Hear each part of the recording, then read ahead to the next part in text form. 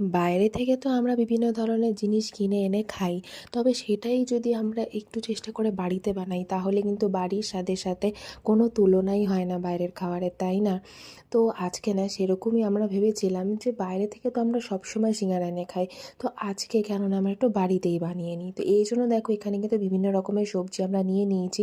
আর এই শীতের সময় তো বিভিন্ন রকমের সবজি পাওয়াই যায়। তো এটা কিন্তু খুবই সুবিধা হয় সিঙ্গারা বানানোর জন্য।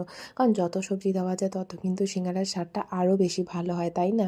তো এখানে দেখো সবার প্রথমে কিন্তু আমরা সমস্ত সবজি কেটে নিয়েছিলাম ছোট ছোট করে। এরপর কড়াইতে তেল গরম করে তেজপাতা, শুকনো লঙ্কা আর পাঁচফোড়ন ফোড়নে দেওয়া হয়েছিল। তারপরেই কিন্তু এর মধ্যে আমরা আলুটা দিয়ে দিলাম। দিয়ে প্রথমে আলুটাকে বেশ কিছুক্ষণ একটু ফ্রাই করে নিতে হবে। মোটামুটি আলুটা একটু ফ্রাই হয়ে গেলে এরপরে আমরা এর মধ্যে একে একে সবজিগুলো দেবো। তো আমাদের কাছে যা যা অ্যাভেলেবেল ছিল আমরা সেগুলোই দিয়েছি। যেমন এখানে দেখো আমরা গাজর দিয়েছি, ফুলকপি দিয়েছি। তোমরা কিন্তু চাইলে আরও অনেক সবজি ব্যবহার করতে পারো। যেমন বাঁধাকপি দিতে পারো বা তোমাদের পছন্দ মতন আরও কিছু চাইলে দিতেই পারো।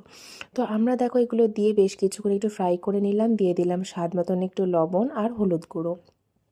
দিয়ে কিন্তু আমরা এটাকে ফ্রাই করে নিয়েছি। ভালো মতো সবজিগুলো ফ্রাই হয়ে গেলে এরপরে এর মধ্যে আমরা দিয়ে দেব বাদাম আর সাথে কাঁচা লঙ্কা কুচি। আর দেখো আমরা কিন্তু শেষে একটু ধনেপাতা কুচিও দিয়েছি, এতে কিন্তু স্বাদটা আরও বেশি ভালো হয়। তারপরে দেখো ফ্রাই কিন্তু একদম হয়ে গেছে, হালকা একটু এটাকে আমরা ম্যাশ করে নিয়েছিলাম। তাতে আমাদের পুরটা ভরতে একটু বেশি সুবিধে হবে। আর সিঙ্গারা তরকারি কিন্তু একটু ম্যাশ করাই থাকে, মানে একদম গোটা গোটা থাকে না। তোমরা যদি নোটিস করে থাকো, তো এই জন্য আমরা হালকা একটু ম্যাশ করে নিয়েছি। তারপরে দেখো এখানে আমরা ডোটা বানিয়ে নেব। তো এখানে আমরা একটা পাত্রের মধ্যে নিয়ে নিয়েছিলাম লবণ, সাথে আমরা ময়দা নিয়ে নিচ্ছি। আর এদিকে দেখো আমরা না একটু স্বাদের জন্য এখানে আমরা রাঁধুনি দিচ্ছি। তোমরা যদি চাও নাও দিতে পারো, এটা সম্পূর্ণ কিন্তু অপশনাল।